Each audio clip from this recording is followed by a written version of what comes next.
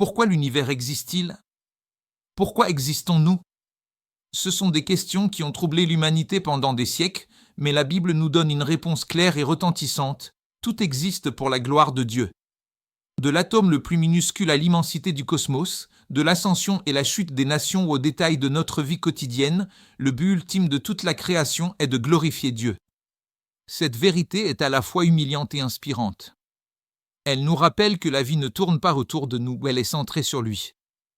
L'histoire de la création ne place pas l'humanité au centre, mais elle fait de la gloire de Dieu le but ultime et central. Le psaume 19.1 déclare « Les cieux racontent la gloire de Dieu et le firmament proclame l'œuvre de ses mains. » Chaque étoile, chaque lever de soleil, chaque être vivant existe pour refléter et magnifier la grandeur de Dieu. Mais que signifie le fait que la gloire de Dieu soit le but de toute la création? Comment cette vérité affecte-t-elle notre vision du monde, notre but et notre relation avec notre Créateur? Ce chapitre explore le fondement biblique de la gloire de Dieu, sa manifestation dans la création et ce que cela signifie pour nous, en tant que peuple de Dieu, de vivre pour sa gloire. Admirons ensemble la beauté de la gloire de Dieu et acceptons le défi d'aligner nos vies avec le grand dessein pour lequel nous avons été créés. 1. La gloire de Dieu, le fondement de toute chose. Pour comprendre pourquoi la gloire de Dieu est le but de toute la création, nous devons d'abord comprendre ce qu'est la gloire de Dieu. Dans les Écritures, la gloire de Dieu désigne sa valeur infinie, sa beauté, sa majesté et sa sainteté. Elle est la somme de tous ses attributs et de toutes ses perfections. La gloire de Dieu est l'expression extérieure de sa nature divine, elle révèle qui il est et comment il se manifeste à sa création. Dans Exode 33, 18 à 19, Moïse fait une demande audacieuse à Dieu, « Fais-moi voir ta gloire ». Dieu répond en proclamant son nom et ses attributs, « Je ferai passer devant toi toute ma bonté, et je proclamerai devant toi le nom de l'Éternel ». La gloire de Dieu se manifeste dans sa bonté, sa souveraineté, sa sainteté et sa miséricorde. Ésaïe 6.1 à 3 nous donne un autre aperçu de la gloire de Dieu. Le prophète voit une vision du Seigneur assis sur son trône, élevé et glorieux. Les anges autour de lui s'écrient « Saint, Saint, Saint est l'Éternel des armées ». Toute la terre est pleine de sa gloire. La gloire de Dieu est si éclatante et impressionnante que même les êtres célestes ne peuvent s'empêcher de proclamer sa sainteté.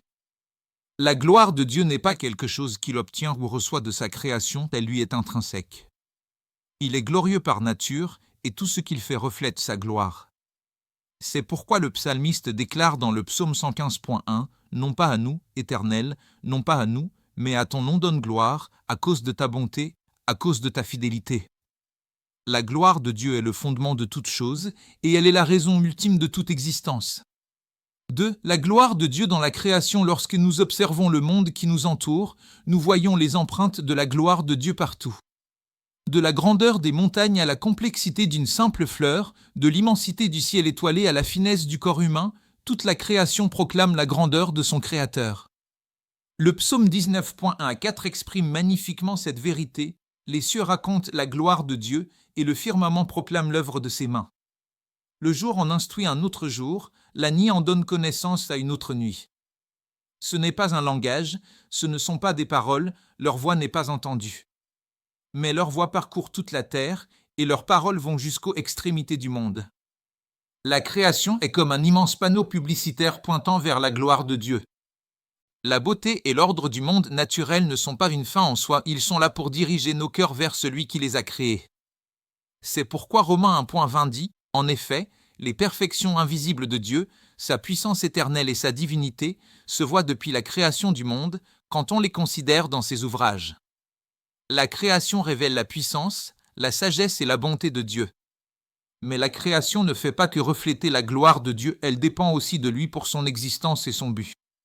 Colossiens 1.16 à 17 déclare « Car en lui ont été créées toutes les choses qui sont dans les cieux et sur la terre, les visibles et les invisibles, trône, dignité, domination, autorité. Tout a été créé par lui et pour lui. Il est avant toute chose, et toute chose subsiste en lui. Jésus-Christ est le Créateur et le soutien de toutes choses, et tout existe pour sa gloire. Voir la création à travers le prisme de la gloire de Dieu transforme notre vision du monde. Nous ne voyons plus la nature comme quelque chose à exploiter ou à idolâtrer, mais comme un reflet de la grandeur du Créateur. Chaque lever de soleil devient une invitation à le louer. Chaque étoile devient un rappel de sa majesté.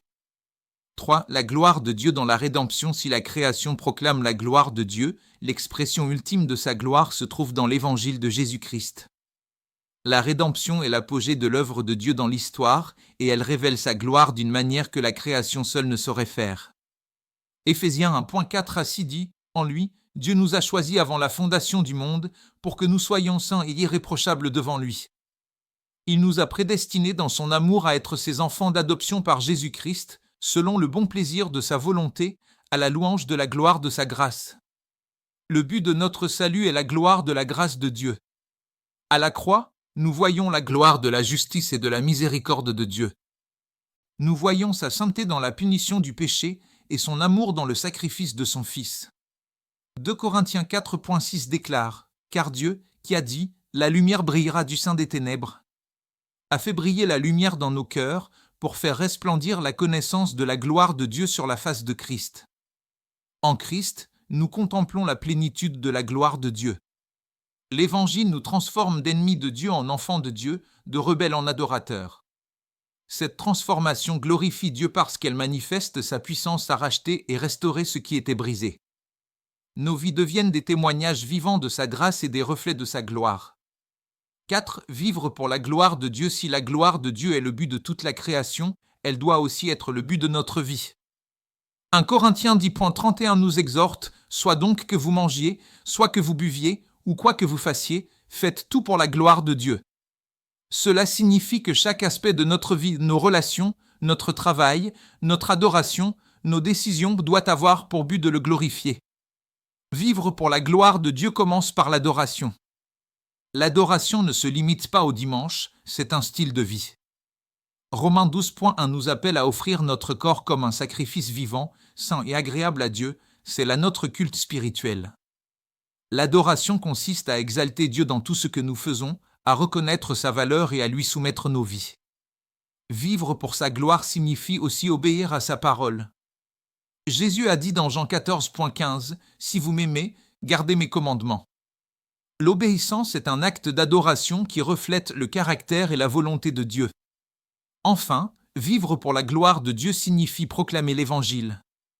1 Pierre 2.9 nous rappelle « Vous, au contraire, vous êtes une race élue, un sacerdoce royal, une nation sainte, un peuple acquis, afin que vous annonciez les vertus de celui qui vous a appelé des ténèbres à son admirable lumière. » Nous glorifions Dieu lorsque nous partageons la bonne nouvelle du salut et que nous invitons d'autres à se joindre à l'adoration du seul digne de toute louange.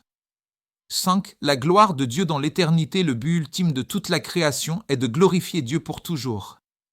Apocalypse 21.23 nous donne un aperçu de la nouvelle création où la gloire de Dieu sera pleinement révélée. La vie n'a besoin ni du soleil ni de la lune pour l'éclairer, car la gloire de Dieu l'illumine et l'agneau est son flambeau. Dans l'éternité, il n'y aura plus de péché, plus de mort, plus de séparation d'avec Dieu. Toute larme sera essuyée et toute la création l'adorera en parfaite harmonie.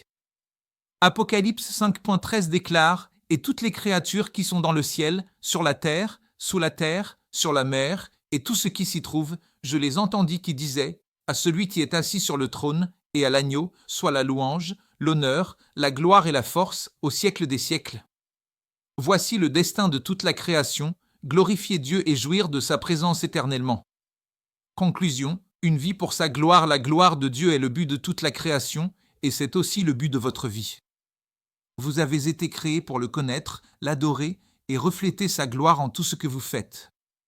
C'est le but pour lequel vous avez été façonnés et c'est le seul qui vous apportera une joie et un accomplissement véritable. Si vous n'avez pas encore donné votre vie à Jésus-Christ, le moment est venu. Repentez-vous de vos péchés, croyez à l'Évangile et recevez le don du salut.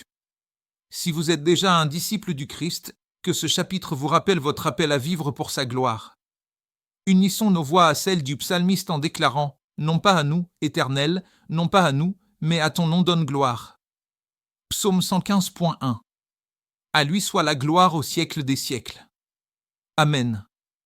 Question de réflexion. Comment la création vous aide-t-elle à voir et apprécier la gloire de Dieu? Que signifie pour vous personnellement vivre pour la gloire de Dieu? Comment pouvez-vous proclamer la gloire de Dieu autour de vous cette semaine? Si tu n'as jamais fait de Jésus le Seigneur de ta vie, j'aimerais prier avec toi maintenant. Dis simplement, « Seigneur Jésus, je me repens de mes péchés. Viens dans mon cœur. Je te reçois comme mon Seigneur et Sauveur. » Si tu as prié cette prière sincère, nous croyons que tu es né de nouveau. Visite bigbless.com pour en apprendre davantage sur ton nouveau chemin avec Christ. Trouve une église locale ou entre en contact avec nous. Nous t'aimons et croyons que le meilleur est encore à venir.